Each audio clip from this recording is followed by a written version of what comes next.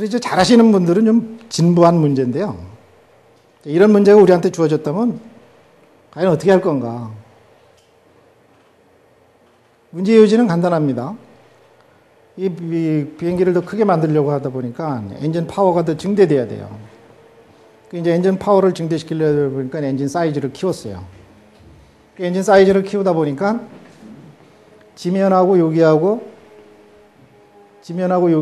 거리가 근접되니까 미 항공우주국이 그 결정한 어떤 스펙에 벗어나요. 그러니까 사이즈를 키우면 키울수록 지면하고 거리가 가깝기 때문에. 자, 이런 문제가 주어졌다면 어떻게 해결하시겠습니까? 자, 이제 여기로부터 이제 트리지의 사고에 이제 첫 여정을 이제 시작하는 겁니다.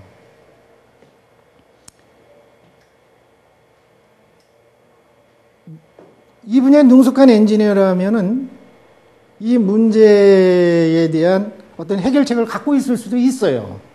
그죠? 우리가 과거의 경험이나 지식으로부터 이미 비슷한 답이 없는 문제는 하나도 없거든요. 전혀 생소한 문제다. 전혀 답이 없는 문제다. 제 생각에는 그건 있을 수 없다고 봐요. 그러면은 문제를 어떻게 인식하느냐죠. 통상 이렇게 문제가 주어졌을 때 이거를 두 번째로 나눠서 생각해야 돼요. 첫 번째는 뭐냐면 저 문제를 맥스 프로블럼으로 볼 거냐 미니 프로블럼으로 볼 거냐 이게 어떤 의미인가 하면 저 문제 자체를 맥스 프로블럼으로 인식하면 이거는 뭐냐면 우리가 말 그대로 모든 생각, 모든 아이디어 총동원이 돼야 돼요. 왜? 맥스 프로블럼으로 인식하려는 순간 여기에는 장애가 없어요. 제약 조건이 없어요.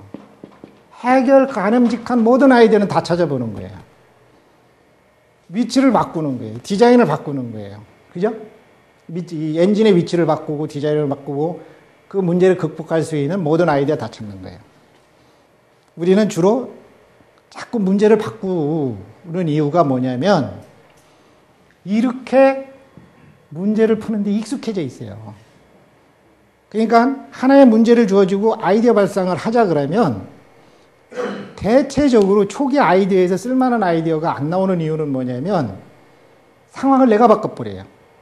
문제를 부여받은 사람이 문제 상황을 바꿔버려요. 그러니까 제약 조건이 없는 게 물리가 쉽거든요. 사고하기가 편하거든요. 거추장스러운 게 없으니까. 나의 모든 사고를 다 동원시키는 거죠. 이게. 근데 정작 이렇게 해서 얻은 아이디어를 쓰려고 하면 저쪽에 숨어있던 제약 조건이 슬며시 고개를 쳐들어요. 그건 안 돼. 이래서 안 돼. 이건 이래서 안 돼. 이건 이래서 안 돼. 이래서 안 돼. 이래서 안 돼. 그래서 그 슬며시 고개를 쳐든 제약 조건에 의해서 이 문제 해결자가 찾아온 아이디어 하나하나가 평가 단계에서 어떻게 돼요? XXX 돼요. 그럼 나중에 어떻게 돼요? 열심히 하기는 했는데 쓸만한 아이디어가 없는 거예요. 왜 이럴까? 다른 측면에 새로운 접근 방식이 있어요. 뭐냐면 나한테 주어진 문제를 미니 프로블럼으로 인식하는 거예요. 미니 프로블럼은 뭐냐면 제약 조건이 있는 상태에서 문제를 푸는 거예요. 여기서의 제약 조건은 뭐냐면 엔진의 위치를 바꿀 수 없다라는 거예요. 엔진이 고정되는 위치를 바꿀 수 없다라는 거예요. 이게 제약 조건이에요. 그럼 이 제약 조건에 의해서 문제를 풀어야 돼요. 대체적으로 문제 해결자한테 의뢰되는 문제나 직면하는 문제의 대부분은 미니 프로블럼을 속해요. 그런데 우리가 미니 프로블럼을 해결하는 사고 패턴과 이 미니 프로블럼을 해결하는 사고 프로세스가 형성이 안 돼 있기 때문에 문제가 주어지면 그 문제를 은연중에 맥스 프로블럼으로 인식해버려요. 그래서 쓸만한 아이디어 모두 다 찾아내요. 근데 현실은 이 문제의 답을 요구하는 거예요. 자, 제약 조건이 있는 상황에서 이 문제를, 이 엔진 사이즈를 키움으로써 파생되는 지면과의 거리가 근접돼서 안전성이 나빠졌다. 이거를 해결하라 이거예요. 보잉사의 엔지니어들은 어떻게 해결했을까요?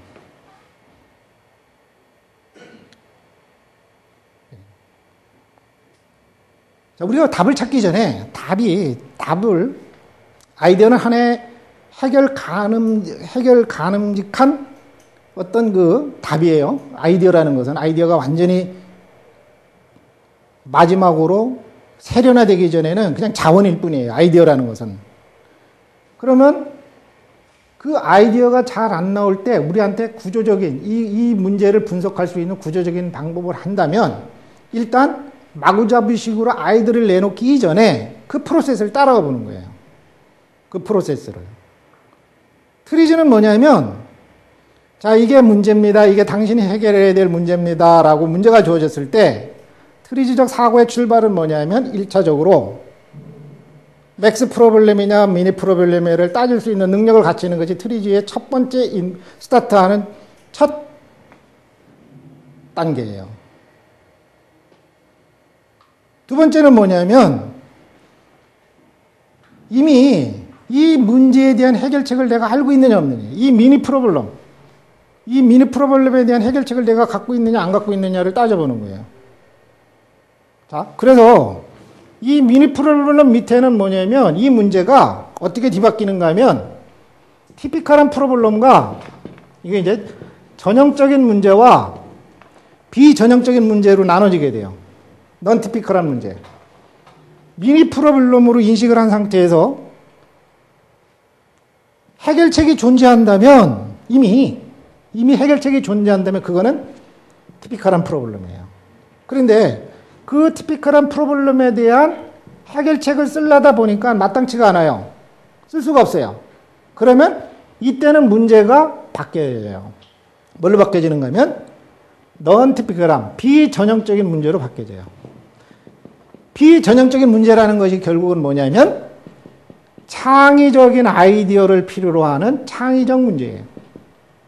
내가 해결책을 만들어내야, 내가 답을 만들어내야 돼요. 이거. 수학은 공식을 따라가면 답이 극명하게 하나 내지 두 개가 나와요. 그렇지만 우리가 해결해야 될 이 넌 티피컬하고 창의적인 문제는 답이 하나가 아니에요. 답은 하나에서 무한대일 수 있어요. 다만 좋고 나쁨밖에 없어요. 좋고 나쁨밖에. 좋은 아이디어냐, 좋은 해결책이냐, 나쁜 해결책이냐, 좋고 나쁨밖에 없어요. 그것도 선택의 문제예요. 자, 그래서 이게 문제입니다. 그래서 우선 1차적으로 트리즈 사고의 첫 출발점, 일리 갈래, 이렇게 볼래, 이렇게 볼래. 이렇게 가면 어떻게 해요? 이 모든 단계가 필요 없어요. 이거는 뭐냐면 과거대로 하는 거예요. 과거 방식대로.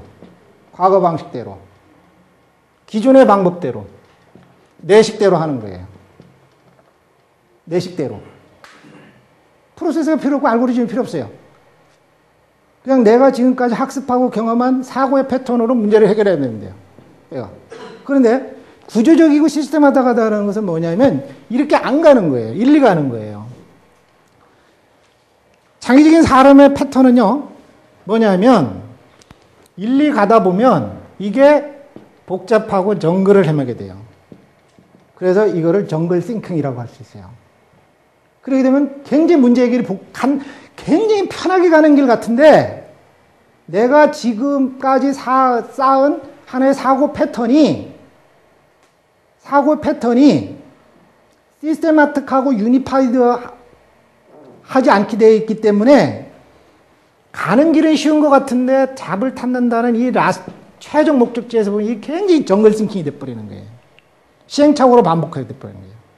그러면 창의적인 사람들이라는 것은 은연중에 일반적인 사람과 차별화되는 것은 뭐냐면 그 자신이 갖고 있는 이 독특한 사고 패턴을 따라간다라고 이야기를 해요.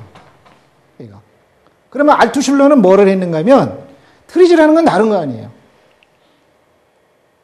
하나에서부터 무수한 답을 줄 수 있는 그 이렇게 가는 이 패턴과 경로를 알투슐러라는 사람이 발명이란 창의적인 사고를 했던 사람들의 결과물인 전 세계의 발명을 분석해서 이 패턴을 따라가라고 그런 거예요. 이 트리즈는요, 바로 기술의 문제에 있어서 성공한 사람들 하나하나는 그 사람이 뭐 5년 걸렸던 10년 걸렸던 아니면 어느 날 갑자기 운에 의해서 만들어졌던 그건 상관없이 그런 결과를 만들어내는 방법이 뭐가 없을까? 그 방법이기 때문에 이렇게 가는 경로보다 이렇게 가는 경로가 더 확률적으로 성공할 가능성이 크다는 거죠. 더 좋은 답을 찾을 확률이 높다는 거죠. 바로 트리즈는 이런 문제가 주어졌을 때 맥스 프로블럼으로 인식하지 않고 미니 프로블럼이고 미니 프로블럼 속에서 이미 해결책이 있느냐 없느냐를 따져보고 넌티피컬한 프로블럼이다 하면 그 넌티피컬한 프로블럼의 최대 적수가 뭐냐? 뭐를 들춰내야 돼요. 알투슐러가 조사를 해봤더니 이 창의적인 결과를 낸 창의적인 결과는 대체적으로 그 창의적인 결과가 등장하는 시점에 뭐가 해결되더라? 모순이 되어 있더라 이겁니다. 그러면 좋은 아이디어라는 것은 모순을 타협하거나 트레이드 오프한 결과가 아니라 모순을 근원적으로 만들 수 있는 그 무언가예요. 그게 우리가 찾고자 하는 답입니다. 자, 여기서의 모순은 뭘까요? 파워 증대가 좋게 하려고 하는 특성이에요. 파워를 증대시키려고 하는 게 특성이에요. 나빠지는 파라미터는 뭐예요? 안전성이에요. 그죠? 지명, 물론 정답이 없기 때문에 정의 자체도 이렇게 할 수 있고 저렇게 할 수 있어요. 얘가. 그래서 모순 하나, 그 한 가지 모순이 뭐냐면 파워는 증대되는데 반면에 안전성이 나빠져요. 이게 이 엔지니어가 해결해야 될 보틀넥이에요. 그래서 보잉의 엔지니어는 이 엔진의 커버를 타원체로 만드는 것으로서 일단 모순을 극복했어요. 왜냐하면 이렇게 진원이 아니라 약간 이렇게 좀. 그래서 보잉 777 앞에 가면 내부 껍데기가 찌그러뜨려 놨어요. 저기 뭐 어디 가서 쾅 부딪혀가고 찌그러뜨린 게 아니라 우리가 트리즈를 이해를 하면서 저게 이 엔지니어 고민해서 푼 하나의 모순을 극복하기 위해서 선택한 진원을 타원체로 만든다라는 답을 찾아냈다라고 이해를 하셔야 됩니다.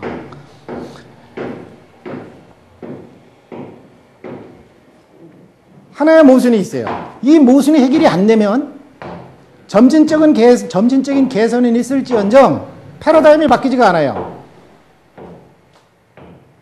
우리가 지금 필요로 하는 아이디어는 뭐냐면, 창의적인 아이디어라는 것은 뭐냐면 패러다임을 바꿀 수 있는 그런 새로운 아이디어예요. 패러다임을 바꿀 수 있는. 근데 그 패러다임은 어떤 때 바뀌어지는가 하면 모순이 해결됐을 때 바뀌어져요.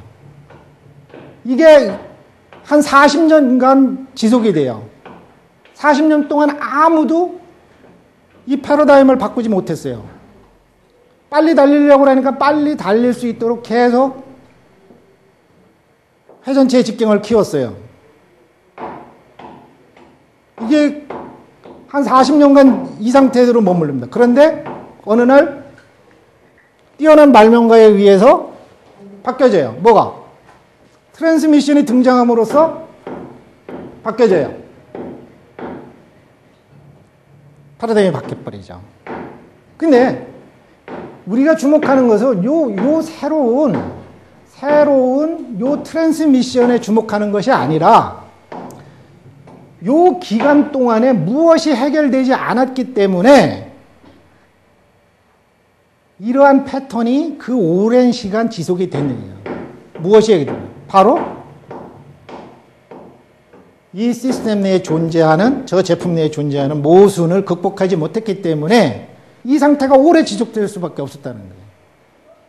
알투슐러가 어마어마한 어떤 큰 일을 해놨는가 하면 바로 엔지니어나 모든 사람들이 자신한테 직면한 문제에 내포되어 있는 모순을 극복하는 테크닉을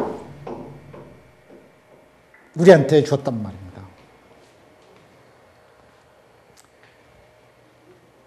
모순을 해결하는 구조적인 방법이 트리지라는 것으로 등장하기 전에 수많은 사람들이 창의적인 수법이라는 미명하에 엄청난 방법들을 만들어요.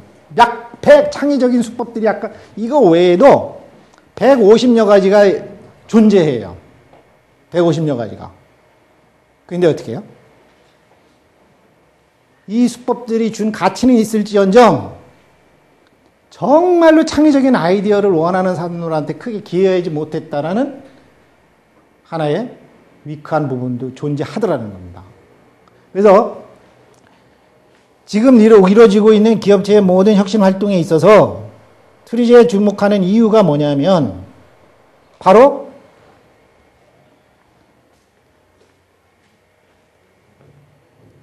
모순을 근원적으로 해결할 수 있는 어떤 가능성 때문에 그런 거예요.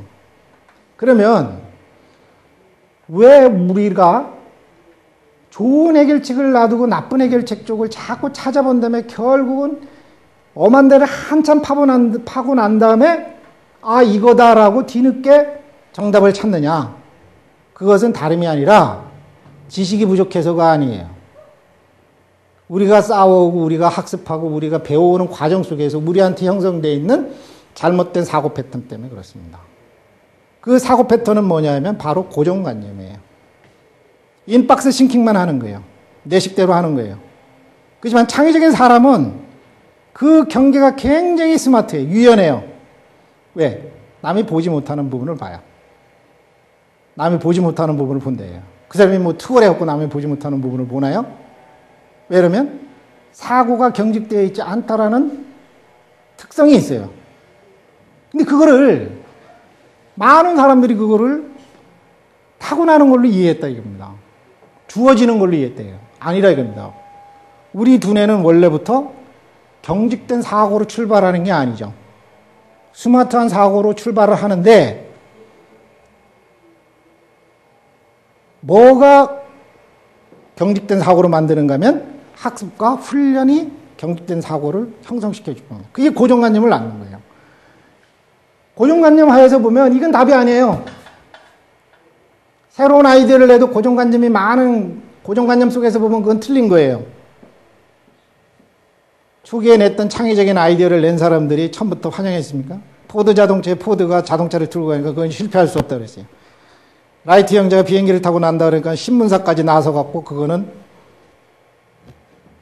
자연 법칙을 위배하고 불가능한 일이라고 다 그랬어요.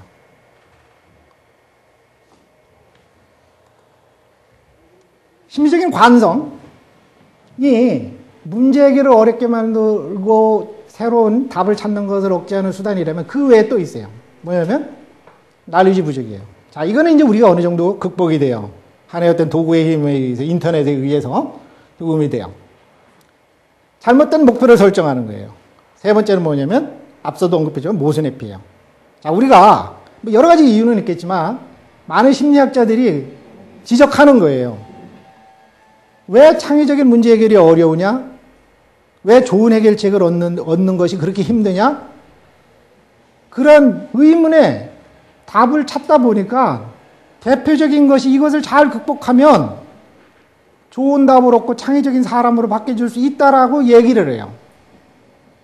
근데 트리지에서 쉽게 얻을 수 있는 거가 뭐냐면 이 한꺼번에 이 네 가지를 다 쉽게 얻는 게 아니에요. 트리지를 한다고 그래갖고. 트리지를 해서 가장 쉽게 얻을 수 있는 거가 뭐냐면 지식 부족하고 모순회피예요. 심리적 관성 극복하는 거 트리지 조금 하다 보면요 발 빼잖아요. 20년간 30년간 내가 쌓아온 사고 패턴, 기존의 사고 패턴 속으로 급격하게 피드백돼요. 옛날로 똑같이 돌아간단 말입니다. 트리지적인 창의적 사고 패턴을 형성하기 전에 내가 그만두면 2년 한 것이 어떻게 30년 한 것을 이길 수가 있어요? 못 이기잖아요. 급격하게 과거로 돌아가요. 그래서 심리적 관성을 극복한다라는 이 사고의 기술을 내 것으로 만드는 데는 자기 자신의 엄청난 노력이 필요한 부분이에요. 의식적으로 그렇게 바뀌어지도록 내가 내 머리를 단련시켜 가야 돼요. 근데 예전에는 의지만 있었어요. 왜? 그렇게 할 수 있는 구체적인 방법이 없었기 때문에. 근데 트리지를 해본 사람들의 한결같은 얘기가 뭐냐면 트리지 사고를 오래 할수록 나한테 주어진 이 시스템의 어떤 지금 주어진 내가 지금 현재 하고 있는 일에 대한 어떤 창의적인 아이디어를 찾았다고 해서 트리지에 미치고 열광하는 게 아니에요. 삶 자체가 바뀌어진다. 돈을 벌고 안 벌고 좀. 뭐 어떻게 바뀌는가 하면 트리지적인 사고는 좋은 아이디어 찾는 사람이 부정적인 사고를 가지고 좋은 아이디어를 찾을 수 있을 것 같아요? 절대 못 찾잖아요. 그죠? 항상 긍정적인 사고로 바뀌어가 돼요. 모든 삶에 있어서 최고의 원천은 뭡니까? 그건 바로 다름이 아니라 내 스스로가 긍정적인 사고를 하는 거거든요. 이 세상의 창의적인 모든 사람들이 부정적인 생각을 했다면 그런 결과 안 내죠. 긍정적인 사고의 소유자들입니다. 좋은 발명 낸 사람들은.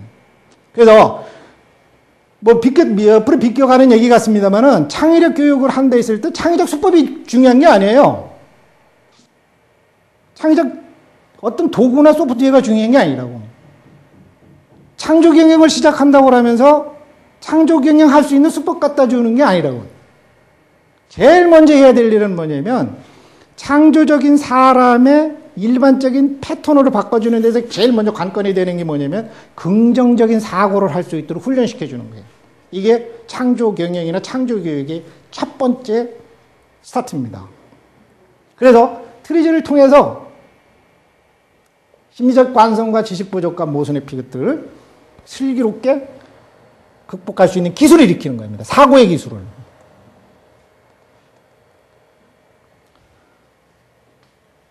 공감하시는 바겠지만은 현실은 어떤가 하면 해결책의 품질을 저하지 않으면서 수많은 시행착오와 심리적 관성 없이 이 서치 영역을 어떻게 줄일 거냐입니다. 나한테 주어진 어떤 기술적인 문제가 됐든 내 인생의 문제가 됐든지 간에 내가 이 좋은 해결책, 요게 답이하고 이 엄한 데 팔 수 있는 이걸 줄일 수만 있다면 내 사고의 기술을 바탕으로 해서 그게 베스트입니다. 그죠? 그래서 이제 비로소 이제 사신이 등장했는데 올해 80주년이에요. 오늘부터 러시아에서는 10일 동안 이 사람을 축하하기 위한 성대한 잔치가 이루어져요. 미국 세페테스부르크 유니버시티에서는. 이걸 보여드리는 이유가 뭐냐면 우리의 삶을 바꾼 대표적인 유대인들이에요. 유대인을 존경해서 하는 문제가 아닙니다. 다만 더 깊은 생각을 했던 사람들의 이야기이기 때문에 액면 없이 설명드리는 거예요. 이분은 누구예요? 사실 속에서 보면 그죠? 전 세계 사랑을 전파하신 분이죠. 이분 뭐예요? 알버트 아인슈타인이에요. 요새 한창 떠들썩하게 만드는 그 이론을 만드신 분이죠. 그걸 구체화시키신 분이죠. 이분 뭐예요? 전 세계 인류를 이원화시켜가지고 네가 맞네 내가 맞네 했다가 그런 어떤 사상적인 무기를 칼 막스예요. 그죠? 네. 자, 근데 이걸 예를 드는 이유가 있어요. 의욕만 갖고 동기만 부여되면 아무리 어려운 거라도 우리 거를 만들 수 있는 잠재 능력이 우리한테는 누구한테나 다 있어요. 트리지를 접하시고 트리지를 사내에서 어떻게 하시고 그게 비록 개인이 됐든 집단이 됐든지 간에 트리지라는 키워드를 내 걸로 만들기 위해서는 뭐냐면 그 본질을 우리가 잘 이해할 필요가 있다는 얘기입니다. 이 세 사람이 집중해서 뭔가의 의문점을 풀려고 했던 영역이 있어요. 하나는 뭐냐면 소셜 시스템입니다. 소셜 시스템, 어떤 사회적인 시스템이에요. 또 하나는 뭐냐면 내추럴 시스템이에요. 자연 시스템, 내추럴 시스템. 또 하나가 뭐냐면 테크니컬 시스템이에요. 이 세상은 세 가지의 시스템으로 구성이 되어 있어요. 소셜 시스템, 내추럴 시스템, 테크니컬 시스템. 이 어느 하나가 결여돼도 완벽한 우리의 시스템을 만들 수가 없어요. 그래서 이 소셜 시스템에 어떻게 진화하고 발전되어 가고 하는 것을 연구해서 규명했던 분 가운데 대표적인 한 분이 누구냐면 칼 막스예요. 그죠? 칼 막스의 변증법은 해겔의 변증법이죠. 칼 막스 해겔로 이어지는 이 변증법은 사회 시스템의 진화를 설명해요. 두 번째, 내추럴 시스템에 대한 자연의 진화를 규명하려고 했던 사람들은 무수히 많습니다. 그죠? 찰스 다윈을 들 수도 있고, 파블로프도 들 수 있고, 원소 주기율표를 만든 분도 들 수 있고, 많은 분들이세요. 아인슈타인도 들 수 있고. 그렇지만, 아직까지 자연 시스템의 진화에 대해서 하나의 이론으로서 명확하게 규명한 것은 아직도 모르는 부분이 너무 많아요. 한 부분들만 해결했어요. 자, 어쨌든 노력이 이루어지는 영역인데, 테크니컬한 시스템의 진화를 규명했던 분이 누군가 하면, 이분이 바로 게니 알투슐러 박사세요. 이분은 여기로 한 거예요. 그래서 트리즈를 이해한다라는 것은 뭐냐면, 앞에서는 문제를 보여주고 문제 해결 도구로 설명드렸어요. 트리즈의 가장 큰 가치는 뭐냐면, 첫째 시간에서 사람의 자신의 운명을 갖다가 컨트롤하기 시작한 것이 불과 십수년이에요. 지식의 힘을 내 것으로 만들어서 자신의 운명을 바꿀 수 있는 저기가. 그 이전까지는 사실은 자신의 운명을 자신이 컨트롤할 수 없었어요. 여기가.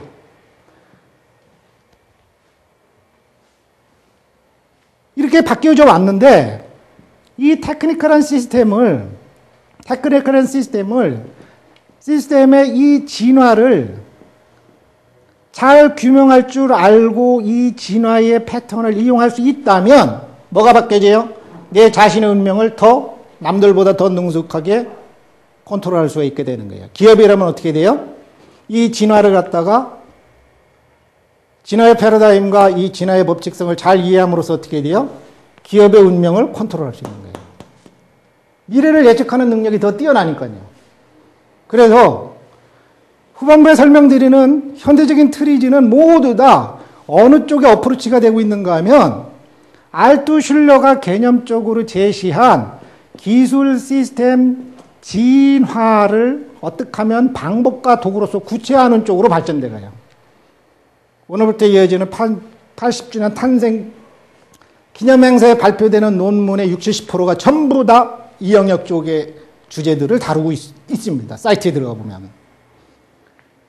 자, 마지막 부분은 어떻게 해요? 이 시스템 아무리 좋아도 이 안에는 사람이라는 것이 있어요. 이 사람이 뭐를 가져야 돼요? 사랑과 자비가 없으면 이거는 난 무용무실이죠. 그래서 네 분을 가지고 트리즈를 하나 부각시키면서 제가 설명을 드린 거예요.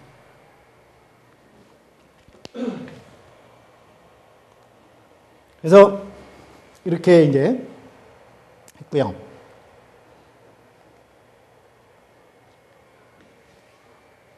기록에 나오는 어떤 문헌에 보면 연구의 동기를 이렇게 설명하고 있어요. 왜 개인별로 창조성과 문제 해결 능력에 개인별로 차이가 있는가? 창조적인 사람들의 문제 해결 방법론을 가르칠 수는 없는가? 그 다음에 일반적인 영역에서 사용할 수 있는 신뢰성 높은 문제 해결 방법론을 찾을 수는 없는가? 알투슐러를 이야기하는 문헌 속에 등장하는 연구의 동기입니다. 어쨌든 알투슐러는 이런 자신의 퀘스천을 극복하기 위해서 끈질기게 50년 동안을 매달렸어요. 연구에. 그래서 트리즈라는 완성된 이론을 우리한테 이제 선사를 해주셨는데요. 기본적인 사고 프로세스는 이렇습니다. 자, 아까 미니 프로블럼이냐, 맥스 프로블럼이냐, 아니면 해결책이 있는 문제냐, 해결책이 없는 문제냐는 것은 트리즈를 하다 보면 자연스럽게 사고 패턴 속에, 트리즈적 사고 패턴 속에 형성되는 하나의 판단 기준이 됩니다. 근데 일반적인 문제 해결이라는 것은 어떻게 하는가면, 문제가 주어지면 이런 패턴을 따라요. 이미 이렇게 돼 있는 사람들이 많아요. 그 사람들은 누군가 하면, 뭐 어떤 이유에서인지 어떤 연유에서인지 이런 패턴을 타고나는 사람들이 있어요. 유추력이 뛰어나거나 아니면 추상화력이 뛰어난 사람들이 있어요. 그 사람들을 일컬어 뭐라고 하는가 하면 천재라고 얘기를 해요.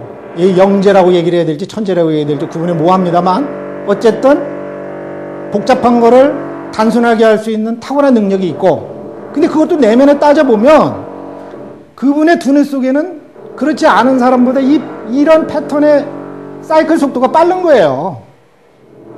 그래서 문제가 주어지면 추상화를 합니다. 추상화를 해서 이미 해결책이 있는 문제와 대입을 해요.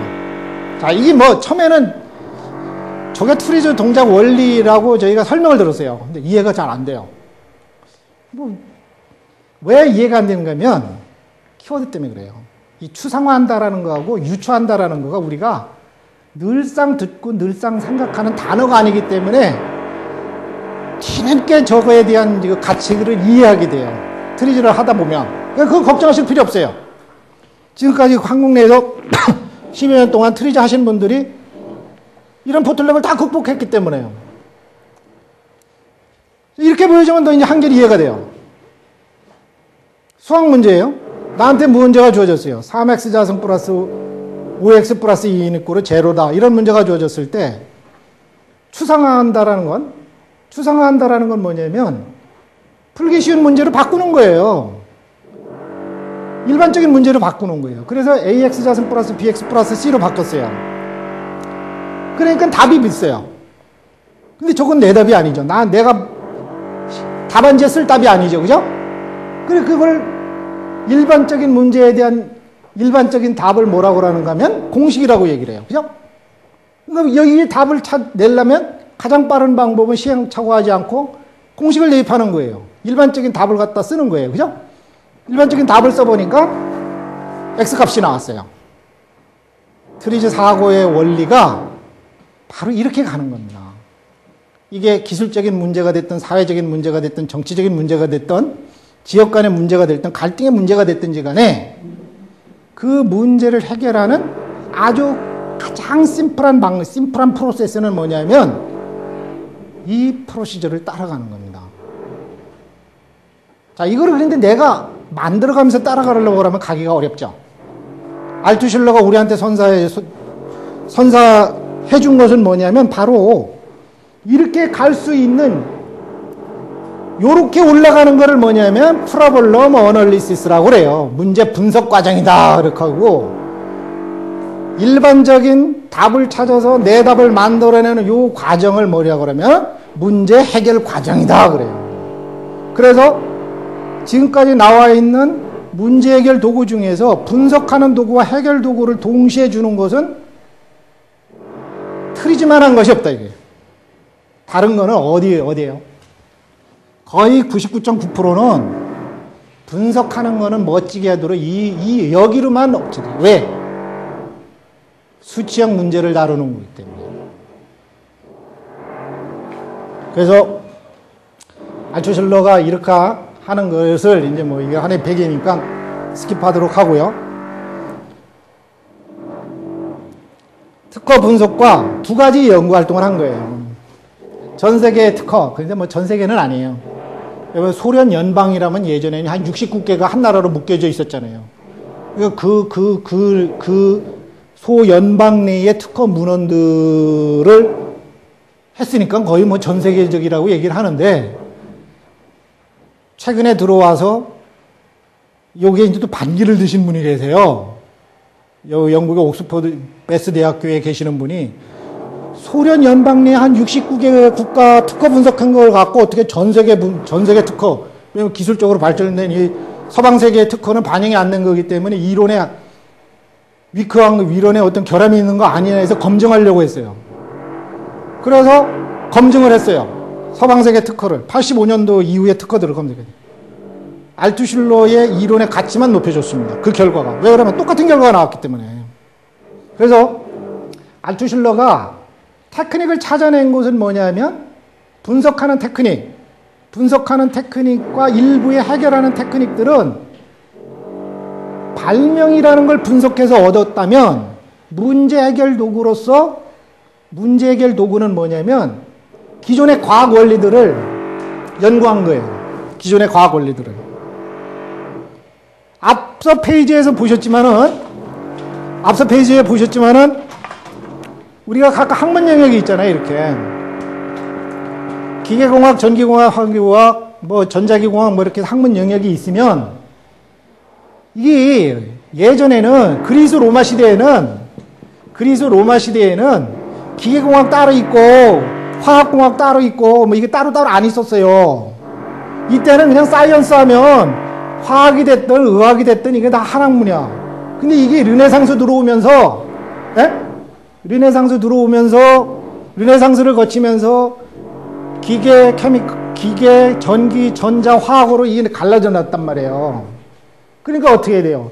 요거에 십수년을 요 한 분야에 매달리고 이 한 분야에 십수년을 매달리다 보면 뭐가 해? 그 지식의 힘에 의해서 이 머리가 어떻게 돼요? 한쪽만 볼 수 있게끔 굳혀놔 버렸단 말이에요. 그러니까 내가 원하는 기술적인 답은 여기 이 다른 분야에 있는데도 불구하고 일리 가는데 이게 쉽지 않더라 이겁니다. 그래서 알투슐러는 그 원인이 뭘까? 그렇게 그거를 해설할 수 있는 방법이 뭘까를 연구한 거예요. 그래서 알투슐러는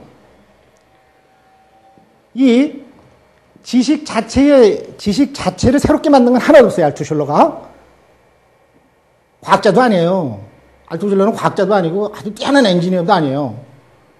그런데 이 사람이 만들어 놓은 이 이펙트라는 데이터베이스의 아주 간단한 인덱스집인데 이게 큰 반향을 일으킨 거예요. 뭐냐 하면 모든 사람들이 지식을 바탕으로 해서 무엇을 얻으려고 하는가를 찾아낸 거예요. 알투슐러는. 앞에서 얘기했듯이 알투슐러는 테크니컬한 시스템의 프로블럼, 창의적인 문제 해결 방법을 자신이 연구해서 얻었잖아요. 그러면 이 사람이 가졌다면 이 테크니컬한 시스템이 뭔가를 파고드는 거예요. 테크니컬 시스템이 뭐냐? 기술 시스템이 뭐냐? 그래서 알투슐러가 하고 테크니컬 시스템을 정의를 했어요. 만약에 기계공학자, 그 다음에 화학공학자가 테크니컬 시스템을 정의했다면 아주 그 분야에 익숙한 단어로 정의를 했을 거예요. 기계 엔지니어나 기계공학을 전공한 박사님이 테크니컬 시스템을 정의를 했다고 하면 뭐 엔진과 뭐 기구장치 어떤 조합에 의해서 내가 필요로 하는 어떤 뭐를 만들어내는 것 이렇게 하고 정의를 했을 거예요. 그런데 알투슐러는 이 각각의 전공 분야에 의해서 어떤 기술 시스템을 정의한 게 아니라 누구나 공감할 수 있는 기술 시스템을 정의를 딱 하니까 답이 나온 거예요. 뭐라 그러면 이 기술 시스템은 기능하기 위해 존재하는 것 이렇게 정의를 했던 거예요. 기능하기 위해 존재하는 것. 그러니까 알투슐러의 시각, 알투슐러의 트리즈 이론을 배운 트리즈적 사고 시각에서 보면 모든 것은 기술 시스템이에요. 이 볼펜 하나도 기술 시스템이에요. 요 안에 들어가 있는 요 뚜껑 하나도 기술 시스템이에요. 그러면 이 기술 시스템은 뭐가 있어야 돼요? 요게 있어야 되는 이유로서의 기능이 있어야 돼요. 기능이. 그 기능은 뭐로부터 구현이 되는가 하면 이 각각 분야에 있는 기술 지식으로부터 구현이 되는 거예요. 그러니까 알투슐러는 이렇게 딱 디파인을 해놓고선 딱 정리를 하는 이제 정리 방향을 딱 설정하니까 답이 나온 거예요. 세상의 지식은 이 지식 그 자체로는 아무런 쓸모가 없더라. 과학기술 지식이라는 거는 과학기술 그 지식 자체는 아무런 효용가치가 없더라 이겁니다. 근데 그것이 기능하기 위해 존재하는 테크니컬 시스템으로서의 자원으로 이용될 때 가치가 있는 거더라 이거예요. 이렇게 정의를 했어요. 그러니까 이걸 이제 거꾸로 돌리면 내가 좋은 시스템을 만들고 좋은 아이디어를 만들어내고 싶어요. 그러면 어떻게 돼요? 우선 이 좋은 시스템에 있어야 되는 이유에 대해서 기능을 따져봐야 되는 거예요. 기능을 생각하게 되고 그 기능이 필요하면 그 기능을 구현할 수 있는 이 모든 영역의 지식을 갖다가 총동원해야 돼요. 그죠? 그래서 알투슐러는 그렇게 접근하도록 쉽게 어떻게 해놨는가 하면 그러니까 액체를 옮기고 싶다. 어떤 시스템에 액체를 손실 없이 이쪽에서 이쪽으로 옮길 수 있게. 예를 들면 이렇게요. 연료 탱크에 있는 휘발유를 엔진까지 실린더 속까지 이동시키는 손실 없고 가장 완벽한 기능을 만들어내고 싶어. 그러면 액체를 옮길 수 있는 모든 원리를 탐색해 봐야 돼요. 화학적인 방법, 기계적인 방법, 전자기적인 방법, 모든 방법 속에서. 그 인덱스 하나 이렇게 만들어 주신 거예요. 그래서 두 가지의 이제 연구를 했다 이겁니다. 특허 분석을 통해서 창의적인 사고, 기술을 찾아냈고, 그걸 이제 공들여서 했기 때문에 이제 그 후학들이 이론이라는 가치를 부여를 했지만 지금은 어떻게 보면 사고 테크닉이다. 우리가 이제 실천가 입장에서 보면 다 사고 테크닉이다. 이렇게 이제 기량이라고 보면 되고요. 그 다음에 문제를 해결하는데 지식을 아주 쉽게 액세시빌리티 할 수 있는 방법이 뭐냐면 지구상에 존재하는 인류가 찾아낸 모든 과학기술 지식들을 기능 중심적으로 인덱스를 다시 만들어 놨다 이겁니다. 인덱스를 쓰면 속도가 빨라지죠. 자, 이거는 스킵을 하도록 하겠습니다. 그래서 키워드만 설명드리면 트리즈를 시작할 때 우리가 키워드적으로 정의해야 될 것은 뭐냐면 인벤티브 프로블럼이 뭐냐, 창의적인 문제가 뭐냐, 모든 것이 다 창의적인 문제냐, 모든 것이 다 발명적인 문제냐, 아니오 시대입니다. 적어도 하나 이상의 모순을 간직한 문제가 창의적인 문제고 발명적 문제다라고 인식을 하셔야 돼요.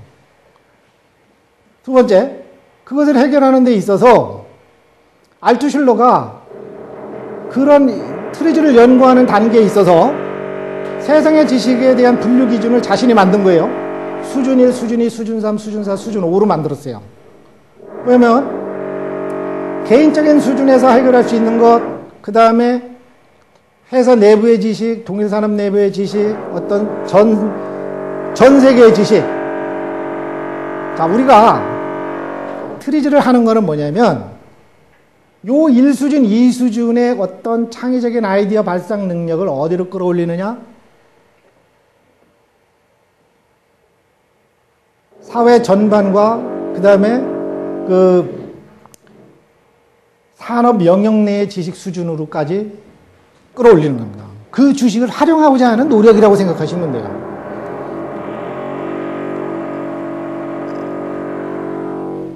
시스템 진화의 패턴과 발명의 규칙성, 이건 이제 트리즈에 있는 하나의 도구들이기 때문에 위양 트리즈를 좀 아시는 분은 뭐 저기 하겠습니다만 처음 시작하시는 분은 이거를 트리즈라는 학습 과정 속에서 배운다 이렇게 이해를 하시고요. 여기서 하나 기술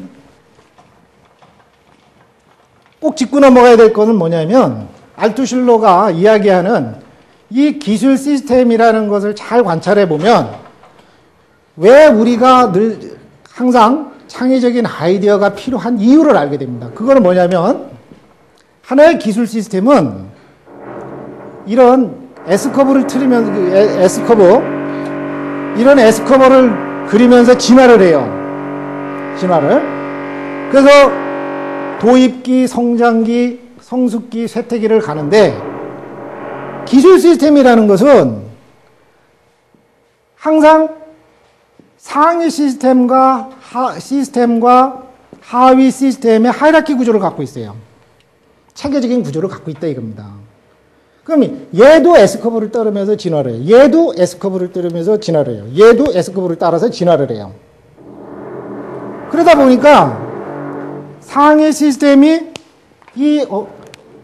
똑같이 가는 것 같은데 이렇게 가요.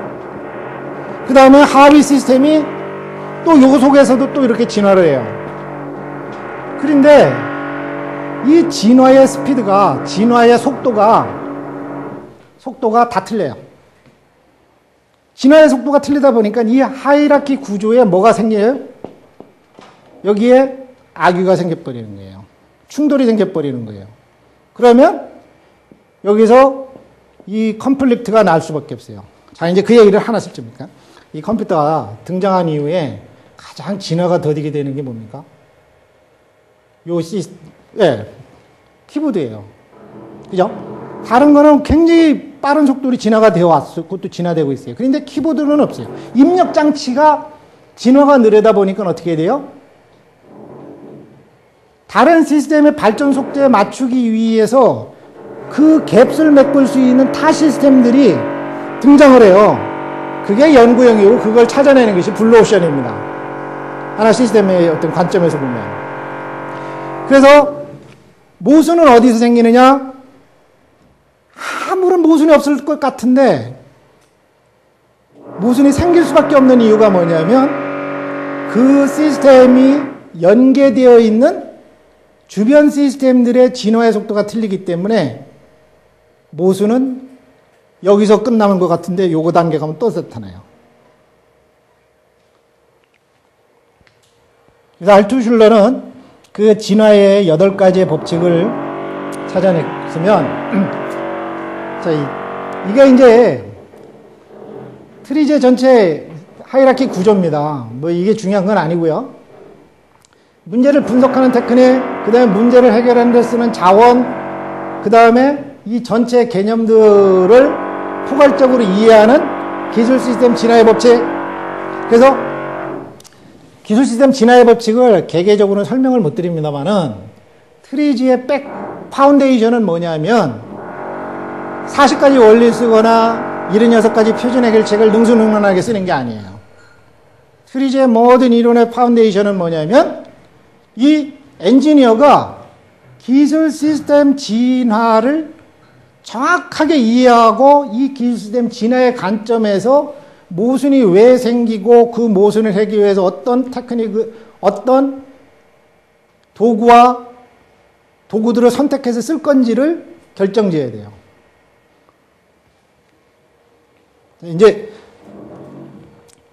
몇 가지 자료는 살펴보겠습니다. 우선 이제 트리지 공급적을 갖고 오시는 때문에 트리지가 3개 영역이 있어요. 트리지 영역에는. 하나는 우리가 이야기하는 트리지예요. 다른 영역, 요거보다 더 바깥에 있는 영역은 뭐냐면 문제 해결을 위한 일반적인 이론, 이걸 OTSM 트리지라고 그래요. 그 다음에 맨 바깥에 있는 사람 자체를 갖다 창의적인 인간으로 재구성시키는 그거를 TRTL이라고 그래요. 그래서 트리지라는 전체 카테고리 속에서는 키워드적으로 설명하는 트리지 외에 OTSM 트리지, TRTL이라는 것이 있다 이겁니다. 러시아의 교육체계는 우리는 여기서부터 이해해서 이 거꾸로 가려고 그러는데 러시아는 이 바깥에부터 안으로 가요.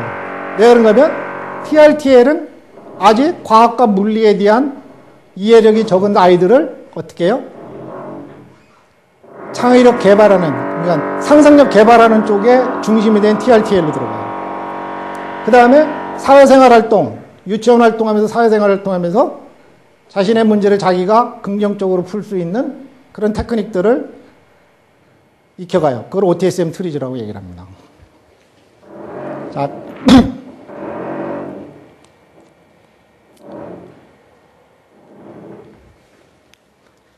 트리지 이렇게 얘기하면 뭐 굉장히 배울 게 많고 막 복잡한 것 같잖아요. 그죠?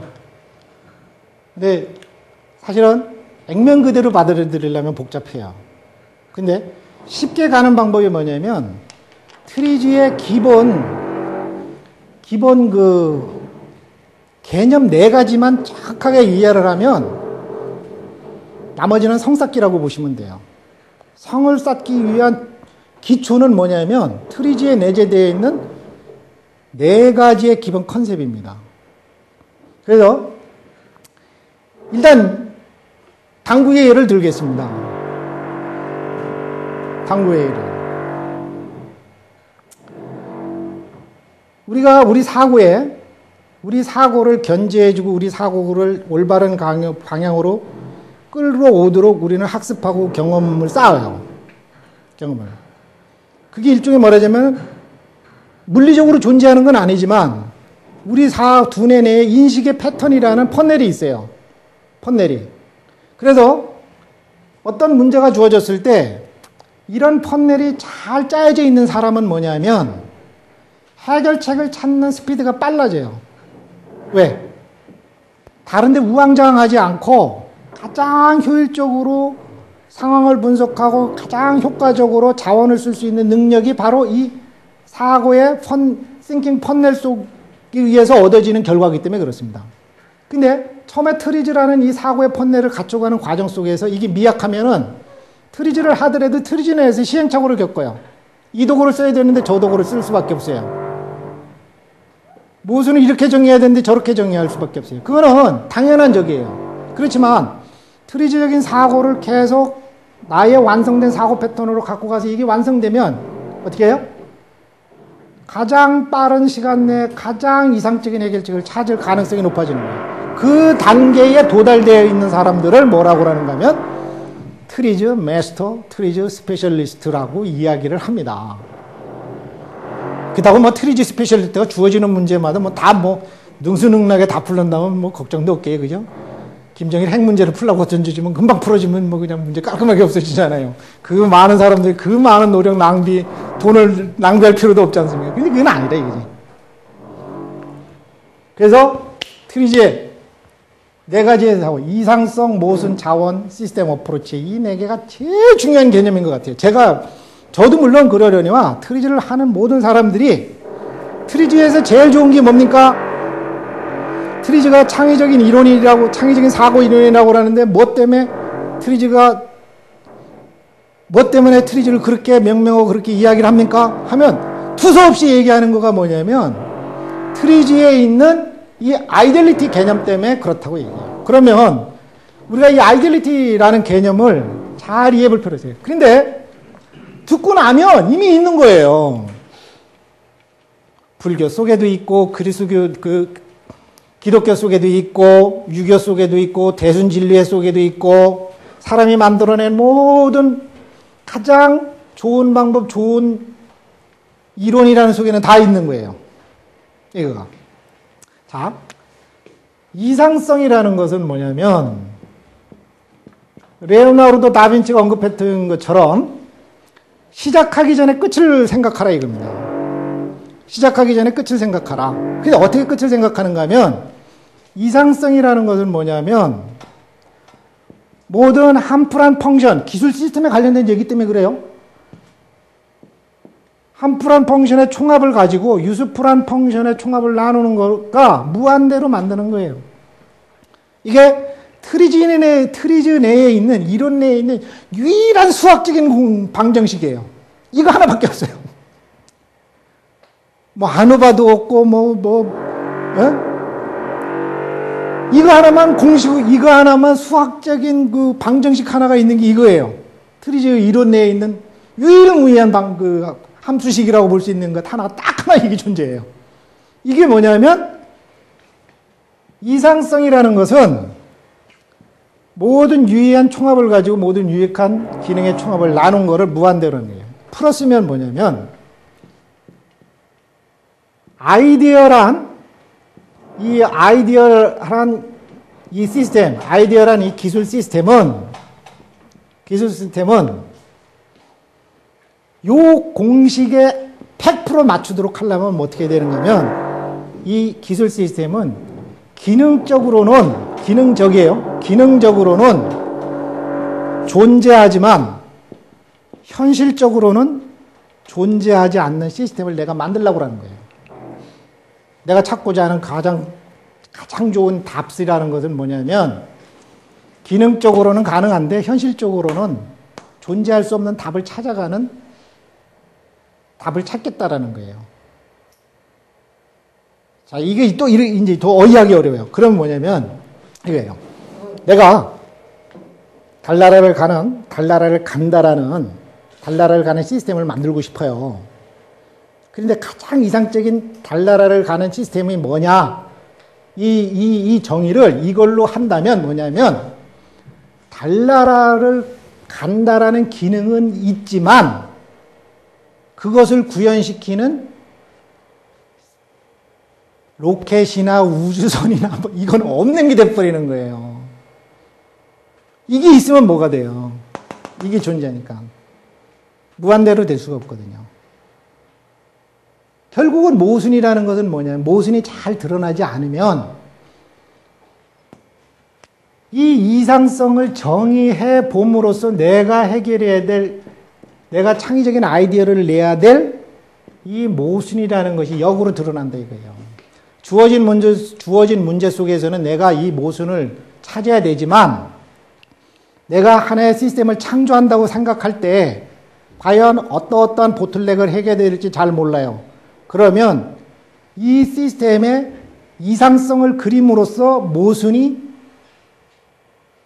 드러난다 이거예요. 모순이. 그러면 이 모순을 해결할 수 있는 것은 기술 시스템의 모순을 극복할 수 있는 해결하는 유일무이한 자원은 뭐냐면 이 계단 밑에 숨은 과학기술 지식밖에 없어요. 근데 알투실러는 이 과학기술 지식을 기능 중심적으로 찾아갈 수 있는 아주 좋은 어프로치 방법을 만들어줬잖아요. 그런데 이놈의 시스템이 기술 시스템이기 때문에 이 모순을 해결하고 이상성을 도달해가는 가운데서 그냥 가면 안 돼요. 그래서 알투실러는 어떻게 하는가 하면 시스템 어프로치라는 방법을 쓰도록 얘기를 해요. 이게 뭐냐면 시스템 어프로치는 기술 시스템이 상하위 시스템 간의 하이라키 구조를 가졌기 때문에 그리고 기술 시스템 진화 자체가 그 시스템 어프로치 관점에서 보면